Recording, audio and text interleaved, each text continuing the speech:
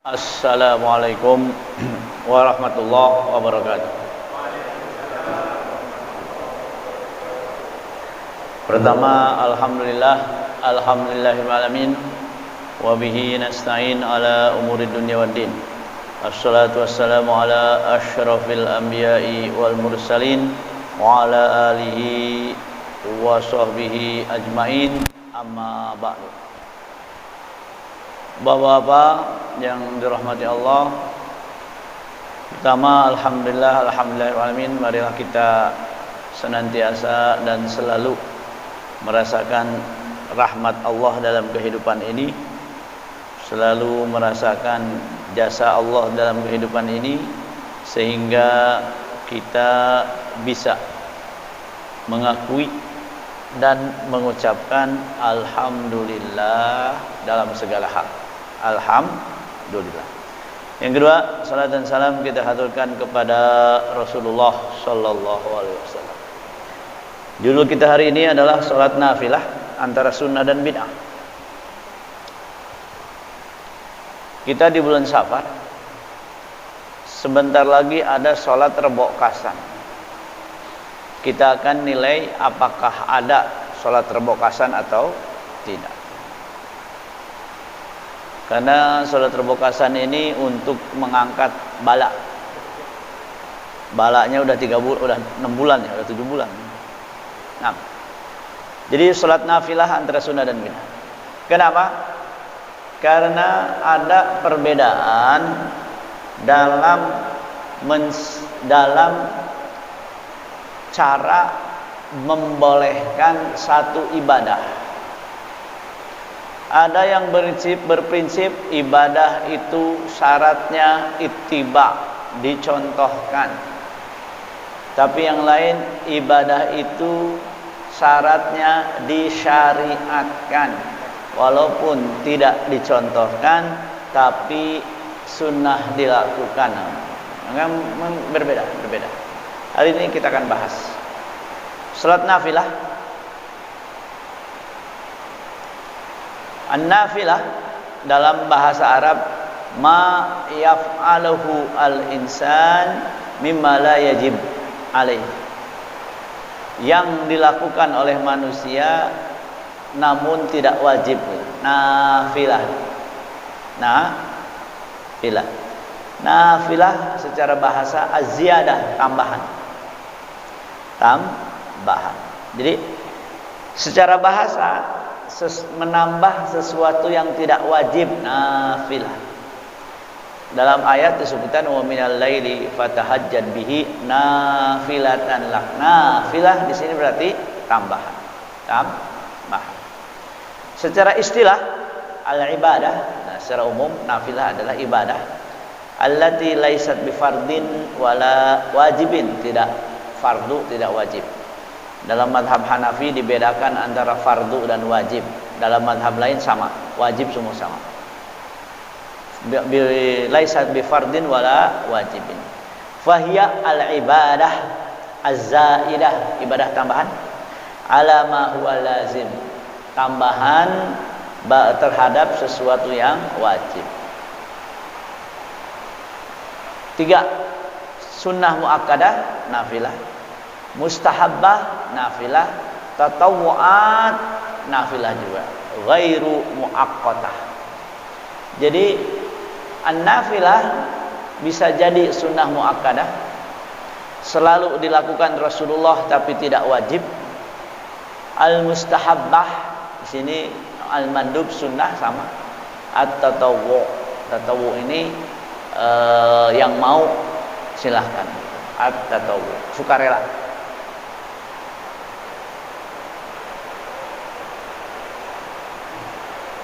Nah, jadi istilah yang satu makna dengan an-nafilah. Pertama, at-tatawwu. Tatawwu itu nggak wajib, gitu. Sukarela. Sunnah sama. Dalam fikih sunnah itu tidak wajib tapi dilakukan berpahala. Namun sunnah ada satu lagi, sunnah muakkadah. Mustahab sama, dikerjakan berpahala, tidak dikerjakan. Mandub sama, tidak dikerjakan berpahala, tidak dikerjakan tidak dosa. Hasan dan Al-Muraghab fi. Pada dasarnya dilakukan berpahala. Dilakukan berpahala. Nah, permasalahannya adalah apakah dalam ibadah harus hadis sahih? Apakah dalam ibadah ittiba atau disyariatkan? Nah, ini menjadi perbedaan. Satu mengatakan yang namanya ibadah dua syarat. Satu, dicontohkan ittiba itu dicontohkan. Yang kedua, ikhlas. Masalah ikhlas urusan masing-masing. Masalah ittiba atau dicontohkan ini masalah hukum.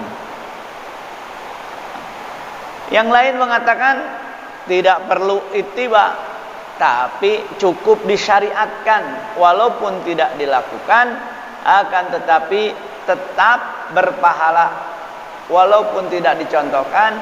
Namun ada ayat, ada hadis lain yang menunjukkannya boleh secara umum, maka disyariatkan dan dilakukan berpahala.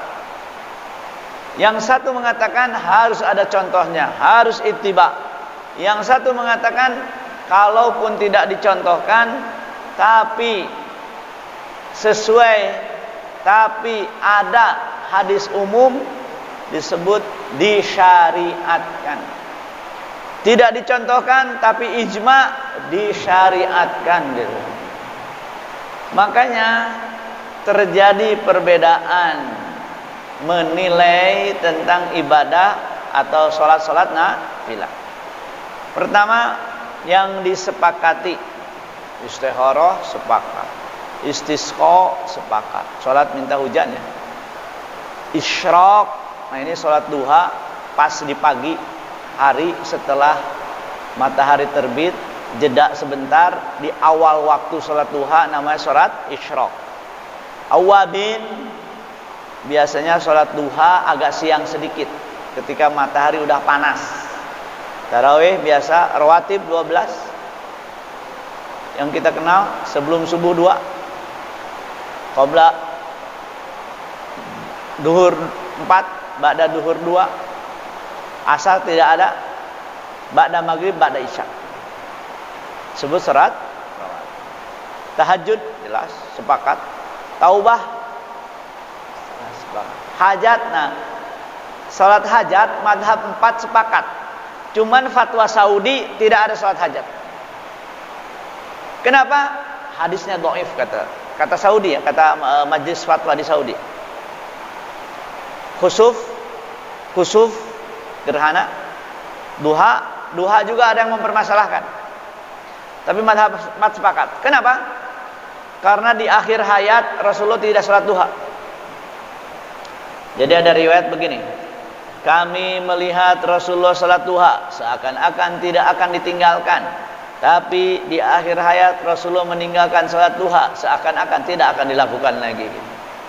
Maka ada yang mengatakan sholat duha tidak ada, padahal madhab 4 sepakat ada sholat duha. Tawaf jelas, setelah tawaf 2 rakaat. Hari raya Idain, kusuf gerhana, dan sholat witir. Sholat witir. Diperselisihkan. Nah ini. Sholat tasbih diperselisihkan. Ada atau tidak? Saya kira yang memperselisihkannya adalah mereka yang menganggap bahwa hadis tentang sholat tasbih tidak sahih. Sholat an-nazilah, loh, kok bukan kunut nazilah? Imam Malik mengatakan sholatnya bukan kunut nazilah, tapi sholat nazilah. Karena kunut nazilah itu khusus kalau ada mukmin dibantai.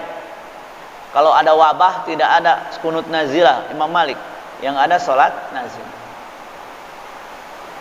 Sholat khawatir bahaya, hari ini kita lihat Imam Abu Hanifah atau madhab Hanafi mengatakan Rasulullah sholat gerhana itu khawatir dibalik gerhana azab.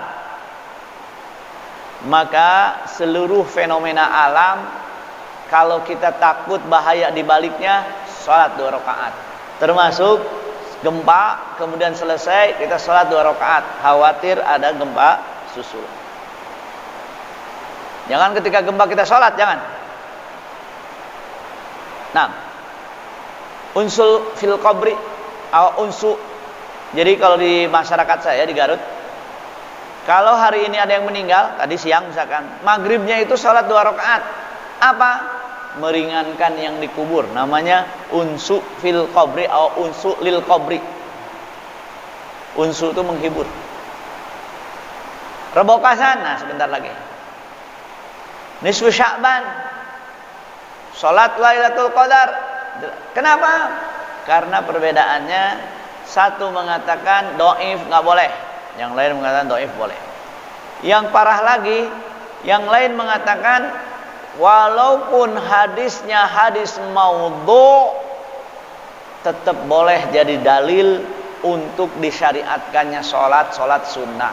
Ini masalah hadis maudhu. Hadis maudhu pasti bukan dari Rasulullah.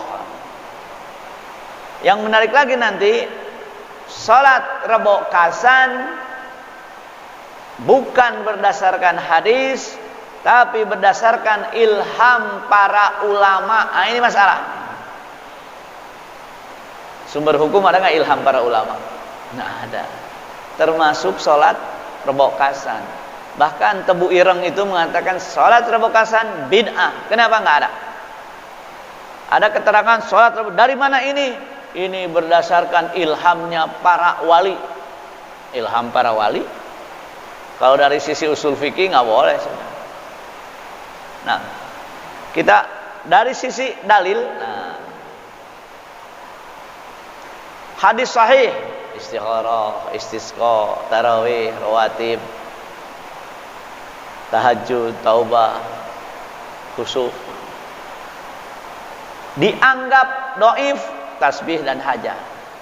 Jadi mazhab 4 mengatakan ada hajat, tapi fatwa Saudi tidak. Kenapa? Hadisnya dhaif. Tasbih juga sama. Hadisnya dhaif.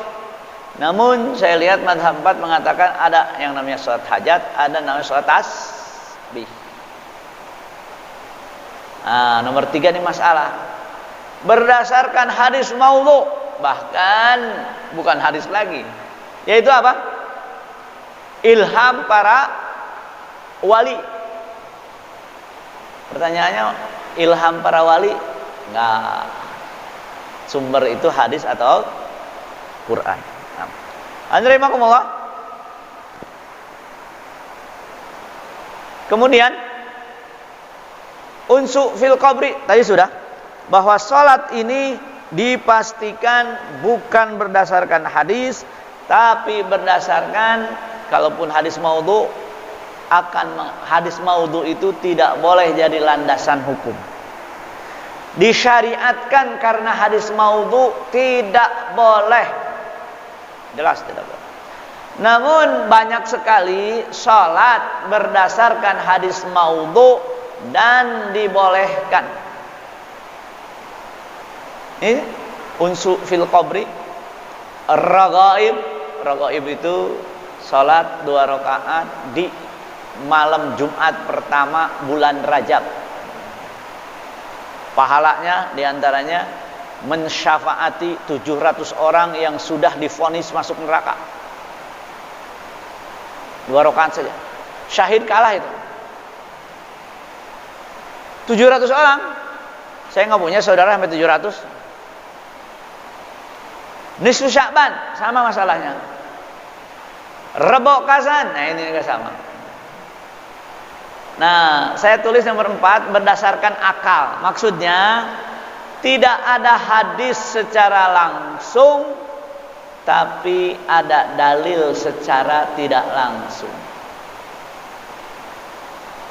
Bagaimana sholat raf'ul bala itu dikiaskan ke kunut nazilah, ada dalam mazhab Imam Malik. Khawatir bahaya dikiaskan ke apa? Salat gerhana, karena khawatir azab. Jadi Rasulullah itu khawatir azab, maka sholat. Maka ada orang bertanya, kalau kita sekarang tahu gerhana tidak membawa azab, apakah masih disyariatkan sholat gerhana? Itu. Kadang-kadang kalau gerhananya hujan, satu mengatakan, kan kita tidak mengalami gerhana, orang mendung. Berarti tidak ada. Yang lain mengatakan, kan kita sudah tahu dari ilmu pengetahuan sekarang terjadi gerhana. Maka kadang-kadang di sini teknologi yang ditemukan manusia seharusnya berpengaruh juga terhadap salat qabla maghrib. Tidak ada hadis sahih. Yang ada hadis sahih yang mengatakan antara azan dan qomat ada salat. Baina adzanaini salat.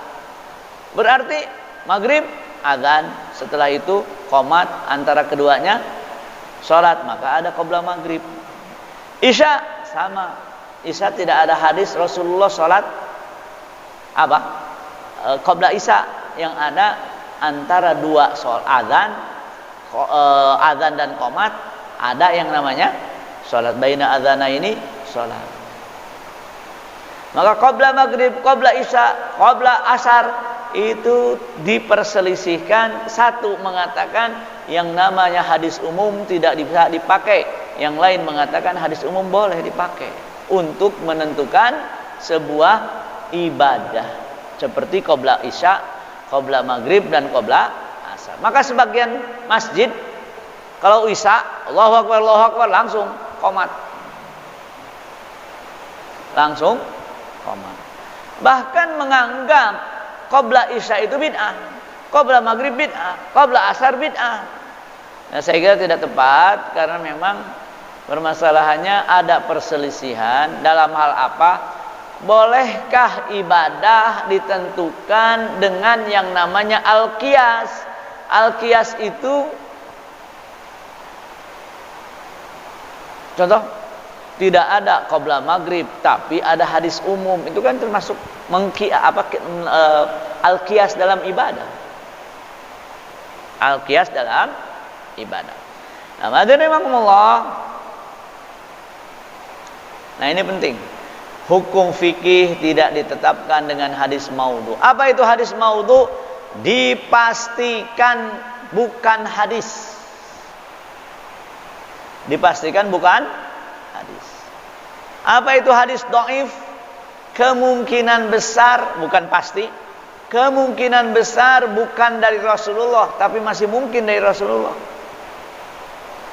Apa itu hadis sahih? Kemungkinan besar dari Rasulullah, tapi masih mungkin bukan gitu. Apa hadis mutawatir? Pasti dari Rasulullah. Jadi menjadi perselisihan adalah kalau hadis maudhu, sebenarnya sepakat hadis maudhu tidak dipakai. Nanti akan kita lihat Imam Nawawi bagaimana. Hukum fikih ditetapkan dengan hadis dhaif dengan syarat tertentu. Maka Imam Ahmad memakai hadis dhaif, syaratnya diriwayatkan banyak dari jalan yang berbeda, kemudian ditetapkan berarti maknanya sahih. Ada yang menarik, hadis dhaif tapi sepakat di antaranya kullu qardin jarra naf'an fahuwa riba. Manfaat pinjaman yang menghasilkan manfaat adalah riba. Itu hadis dhaif tapi dipakai dalam fikih dan ijma maknanya benar. Jadi tidak serta-merta hadis dhaif langsung dibuang. Buktinya kalau di antaranya ijma ya, di ijma hukum fikih ditetapkan dengan akal, qiyas. Permasalahannya apakah boleh melakukan qiyas dalam ibadah? Satu mengatakan tidak boleh, satu mengatakan boleh. Jadi qiyas ini dalilnya tidak langsung. Tadi hadis umum masuk qiyas. Hadis umum antara dua salat, antara dua azan, yaitu azan dan qomat, salat. Tidak ada hadis tentang qobliyah asar. Apakah boleh qobliyah asar? Secara hadis umum boleh.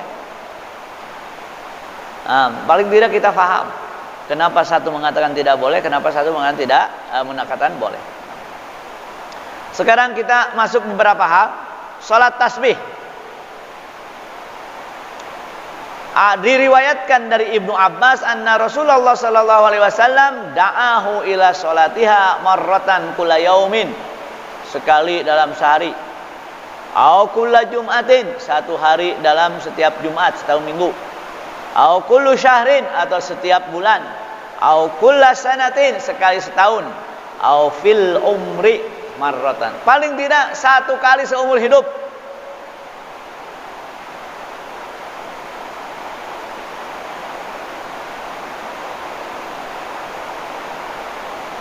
Apa kata Imam Ahmad? Lihat kata Imam Ahmad. Laisa fiha syai'un yasih. Dalam masalah salat tasbih tidak ada hadis yang sahih. Walam yaraha mustahabbah. Imam Ahmad tidak memandangnya sebagai sesuatu yang dianjurkan, yaitu dikerjakan berpahala, mustahab. Wa in fa'alaha insanun fala ba'sa, kalau dilakukan tidak masalah. Hadis dhaif, dilakukan tidak masalah. Menurut siapa? Ahmad bin Hanbal. Fa innan nawafila wal fadaila la yushtaratu sihhatul hadis fiha. Yang namanya ibadah tambahan, nawafil, wad fadail, fadilah mendapatkan pahala lebih, tidak disyaratkan harus hadis sahih dalam masalah tersebut. Ini menjadi menarik. Kenapa Imam Ahmad tidak menolak langsung salat tasbih gara-gara hadisnya tidak sahih? Memang hadisnya tidak sahih kata Ahmad bin Hanbal, akan tetapi tidak dosa, bahkan berpahala kalau dilakukan walaupun tidak dianjurkan gitu. Ini menjadi kontradiktif dengan fatwa-fatwa di Saudi. Hadisnya dhaif, tidak boleh, bahkan hadisnya dhaif, bid'ah. Jadi ini membantah teori atau yang mengatakan kalau hadisnya dhaif langsung bid'ah. Syekh bin Baz itu kalau berfatwa hadisnya dhaif, bid'ah, selesai. Tapi Imam Ahmad tidak begitu. Kira-kira yang lebih alim itu bin Baz atau Ahmad bin Hanbal? Masalahnya kalau saya melihat beda level itu. Kalau saya bin Baz dengan Albani, dengan saya Utsaimin, mungkin nggak masalah lah. Nah, ala kulli hal, salat tasbih menurut jumhur ulama boleh salat tasbih. Hadisnya dhaif, betul. Akan tetapi tidak serta-merta tidak boleh. Bahkan Al-Mundhiri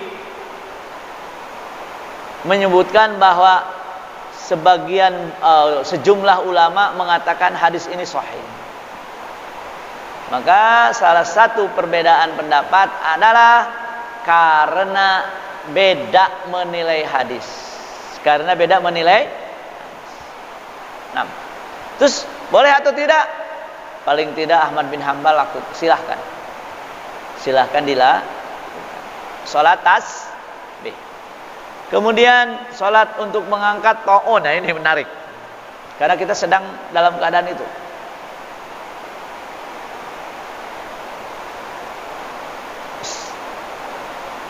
Kunut untuk mengangkat at-ta'un.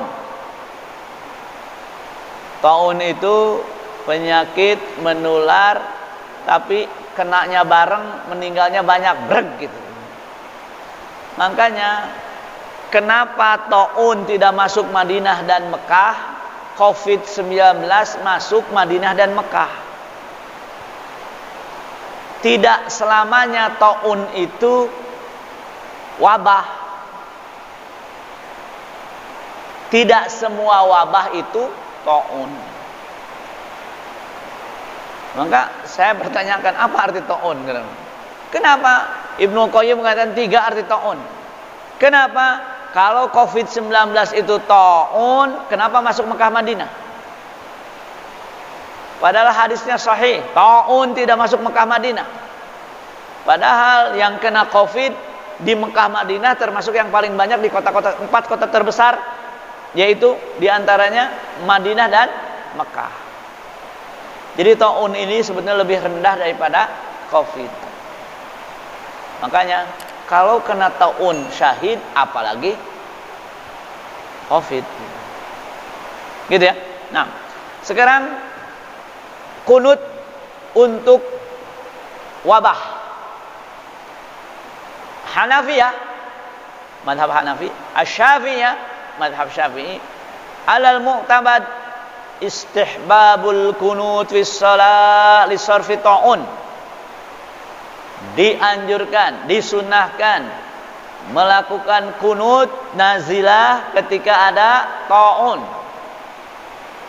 Bi'tibarihi min asyaddin nawazil. Karena ketika Rasulullah kunut nazilah karena korban pembunuhan di Bi'rul Ma'unah itu, dipahami bahwa kunut nazilah karena banyak yang meninggal, maka wabah lebih parah lagi, lebih bahaya lagi, maka dibolehkan kunut nazilah ketika wabah. Menurut siapa? Hanafiyah dan Syafi'iyah. Madhab Hanbali, Hanabilah, pengikut Hanbali, dan sebagian pengikut Syafi'i, tidak ada kunut untuk mengangkat ta'un. Jadi memang Hanafiyah dengan sebagian Syafi'iyah ada kunut nazilah untuk mengangkat ta'un. Yang kedua, Hanabilah nggak ada. Kenapa? Di zaman Umar terjadi ta'un, Umar tidak menyuruh kunut nazilah. Dalilnya apa? Sahabat yang faham Islam dari Rasulullah langsung ketika terjadi ta'un di zaman Umar tidak disuruh kunut nazilah. Berarti tidak ada kata Imam Ahmad bin Hanbal. Jadi kata siapa? Hanafiyah dan Syafi'iyah, sebagian Syafi'iyah kunut nazilah ada untuk mengangkat ta'un, apalagi COVID. Hanabilah tidak ada. Yang menarik di sini bahasan kita salat untuk mengangkat ta'un, yang mengatakan salat untuk mengangkat ta'un Malikiyah bistihbabis shalah lidaf'i ta'un. Dianjurkan salat untuk mengangkat at-ta'un li'anna uqubah min ajli zina wa in kana syahadatan li ghairihim. Karena sebetulnya wabah penyakit ta'un itu uqubah, balasan atas dosa perbuatan zina. Walaupun orang yang terkena ta'un kalau beriman, bagi mereka adalah syahid. Bagi mereka adalah. Jadi menurut Imam Malik boleh sholat 2 rakaat lidaf'i ta'un untuk mencegah dari at-ta'un. Bolehkah kalau gitu kita tiap malam sholat 2 rakaat supaya tidak kena COVID? Boleh nggak? Menurut siapa? Imam Malik ya. Dan bisa saja kita sholat hajat, kita sholat daf'i ta'un, bisa saja. Nah, bagi saya yang menarik adalah Imam Malik orang hadis. Imam Malik orang hadis.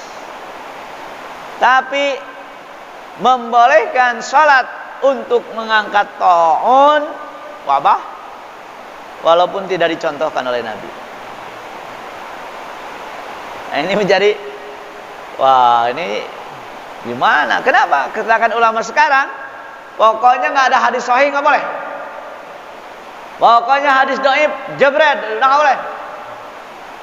Ternyata ada perbedaan dalam masalah ini peristiwa ulama terdahulu dengan sekarang. Ini mazhab Malik ya. Coba lihat sekarang mazhab Abu.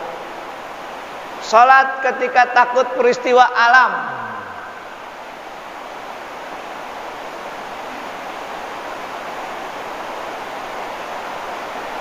Jadi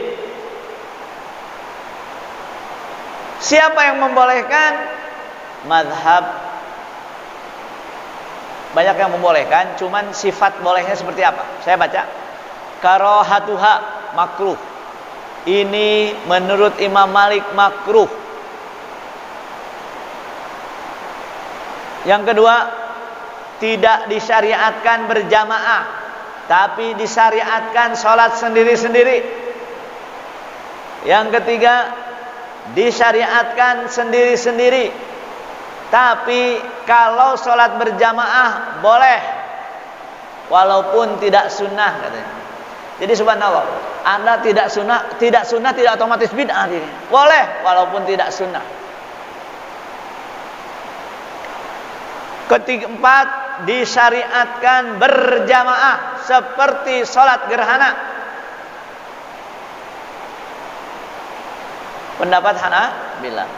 Kemudian masyru'iyatu wa istibaban illa, berjamaah disunahkan, tapi kalau kepala negara mengatakan ayo kita sholat gerhana, wajib.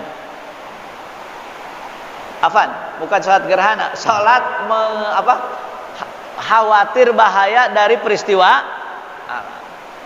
Berarti ini hujan besar nih, jangan-jangan banjir. Bolehkah sholat 2 rakaat? Dalam ini ada. Hanya mazhab Malik mengatakan tidak ada, tapi tidak mengharamkan. Tapi tidak apa yang jadi landasan? Rasulullah sholat 2 rakaat ketika gerhana karena khawatir bahaya di balik gerhana. Berarti setiap peristiwa alam yang dikhawatirkan mendatangkan bencana dibolehkan sholat 2 rakaat, paling tidak sholat sendiri. Nah, jadi hadirin rahimakumullah, ini apa namanya detailnya.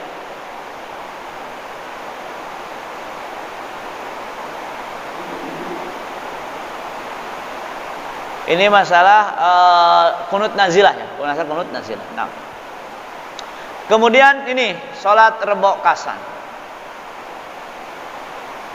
Pertama, yang harus diamani tidak ada sial di bulan Safar, tidak ada. Siapa yang mengatakan tidak ada sial di bulan Safar? Rasulullah. La adwa wala tayrata wala hammata wala safara.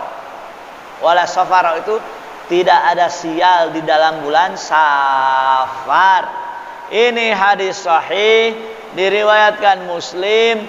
Maka hadis yang mengatakan bulan Rebo terakhir di bulan Safar turun puluhan ribu bala, hadis tersebut maudhu dan tidak boleh diyakini, karena hadis sahih mengatakan tidak ada yang namanya sial di bulan Safar. Kenapa salat Rebo kasan? Karena adanya sial yang turun di bulan Safar. Hadis ini memastikan tidak ada sial di bulan Safar. La Safar itu tidak ada sial. Jadi semuanya kita kembalikan kepada Allah. Kalau begitu, bagaimana dengan sholat rebokasan? Ya jelas gugur, karena rebokasan itu meyakini dari hadis maudhu tentang apa? Turunnya sial. Lihat bagaimana dengan pandangan Abdul Hamid Quds dalam kitabnya Kanzun Najat was Surur fi Fadail Azminah was Suhur, fadilah-fadilah waktu dan bulan-bulan, yang menjelaskan banyak para wali Allah yang mempunyai pengetahuan spiritual yang tinggi mengatakan bahwa pada setiap tahun Allah menurunkan 320.000 macam bala bencana di muka bumi. Lihat, dalilnya apa? Hadis? Bukan. Dalilnya apa? ilham para waliullah. Kalau bertentangan dengan hadis nggak diterima sudah. Oleh karena hari tersebut adalah hari terberat sepanjang tahun, maka barang siapa melakukan sholat 4 rakaat nawafil dan sunnah, di mana setiap rakaat setelah Al-Fatihah membaca surat Al-Kautsar 17 kali, lalu surat Al-Ikhlas 5 kali, surat Al-Falaq, surat An-Nas masing-masing sekali, lalu setelah salam membaca doa, maka Allah berdoa yang khusus, maka Allah dengan kemurahannya akan menjaga orang yang bersangkutan dari semua bala. Di sini permasalahannya, yaitu apa? Kalau seandainya bukan hadis sahih, kalau seandainya hadis maudhu pun tidak ada, yang ada hanya ilham para ulama, ini yang nggak boleh, karena bertentangan dengan hadis sahih tadi, yaitu apa? La safar, tidak ada. Lihat, ini saya turunkan dari Tebu Ireng nih, islamnu.org, mengenai amalan-amalan tersebut di atas, mengutip Kiai Abdul Khalil Mustaqim, pengasuh pesantren Al-Wardiyah Tambak Beras Jombang, para ulama yang menolak adanya bulan sial dan hari nahas rebokasan berpendapat, pertama, tidak ada nas hadis khusus untuk akhir Rabu bulan Safar, yang ada hanya nas hadis dhaif, bahkan maudhu. Kedua, tidak ada anjuran ibadah khusus dari syara. Ketiga, tidak boleh kecuali hanya hajat, sholat hajat, sholatnya sholat hajat, mencegah bala, itu mungkin. Tapi meyakini ada bala, meyakini sholat khusus yang tadi disebutkan, tidak ada. Bahkan Syekh Hasyim Asy'ari sendiri mengatakan bid'ah. Syekh Hasyim Asy'ari mengatakan dalam, kalau ini islam.nu, tapi yang satu lagi NU online mengatakan, Syekh Hasyim Asy'ari mengatakan bid'ah revokasi. Kalaupun boleh, ya namanya sholat hajat, meminta dijauhkan dari bala, boleh. Kalau begitu boleh tiap hari. Kenapa? Bukan setiap Rebo akhir bulan Safar enggak. Jadi dipastikan sholat apa? Rebokasan tidak ada. Tapi yang jadi masalah di masyarakat sudah terbiasa sholat rebokasan. Saya sendiri di Garut agak sulit menghilangkan rebokasan, karena masalahnya ada ada ustadz di samping masjid itu, kebenciannya terhadap masjid yang kita buat itu besar sekali. Jadi kalau beda sedikit dengan masyarakat langsung ribut gitu. Ya belum bisa dihapus. Kenapa? Karena keyakinan begitu kuat. Ya kita ingin memperbaiki, tapi dengan cara yang tidak menimbulkan masalah lebih besar. Wallahualam. Saya kira masjid ini tidak ada ya rebokasan. Nah, salat raghaib ini juga sama yang tadi sebutkan. Malam Jumat pertama bulan Rajab nanti. Lihat tata caranya dari mana, wallahualam. Ini jelas hadis maudhu. Saya hanya ingin menyebutkan bagaimana menurut Imam Nawawi salat ini. Ini hadis tentang raghaib, tapi hadisnya maudhu. Hukum salat raghaib. Imam Nawawi mengatakan hiya bid'atun qabihatun munkaratun asyadda ingkar. Wah. Pertama bid'ah, qabihah, jelek. Munkarah, mungkar. Asyadda ingkar. Menurut siapa? Imam Nawawi. Dalam kitab I'anat Talibin, qala al-muallif, pengarang I'anat Talibin, fi irsyadil ibad wa minal bid'ah al-mazmumah, termasuk bid'ah yang buruk, allati ya'simu fa'iluha, pelakunya berdosa, wa yajibu ala ulatil amri man ufa'iliha, dan wajib kepada pemerintah untuk mencegah pelakunya, sholatur raghaib. Dalam I'anatul Talib disebut apa? Bid'ah. Yang jadi masalah, Imam Ghazali mengatakan sunnah. Tapi dalam hal ini pendapat Imam Ghazali, karena beliau tidak hati-hati dalam hadis, lebih diambil pendapatnya Nawawi dan lebih diambil pendapatnya dalam kitab I'anatul Talib. Tidak ada sholatur raghaib. Nisfu Sya'ban. Ini Nisfu Sya'ban dengan tata cara sholat khusus Nisfu Sa'ban yang cara khusus. Apa? Lihat di sini. Ibnu Taimiyah bid'ah. Imam Ghazali sunnah. Syafi'iyah bid'ah. Jadi dalam Syafi'iyah, pengikut mazhab Syafi'i, salat nisfu Sa'ban bid'ah. Ibnu Taimiyah jelas.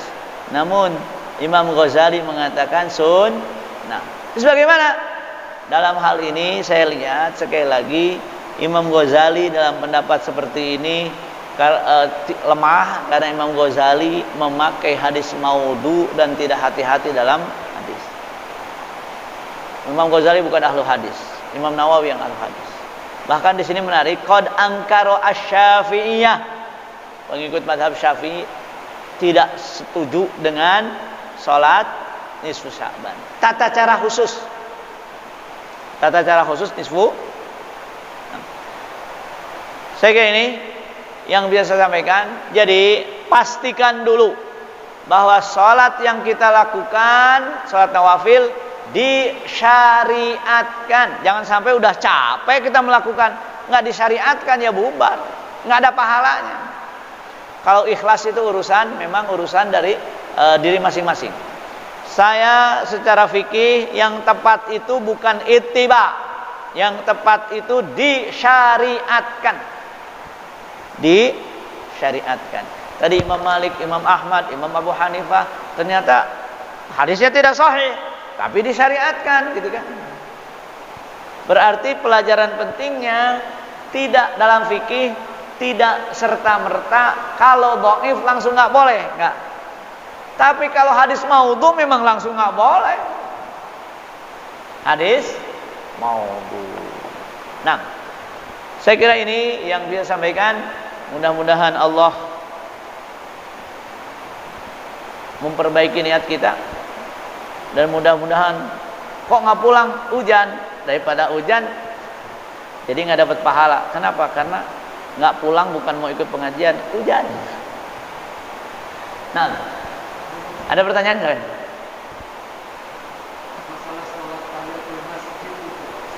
Nah, ya betul, saya ketinggalan, betul. Ada tahiyatul masjid dan itu sepakat tahiyatul masjid, betul.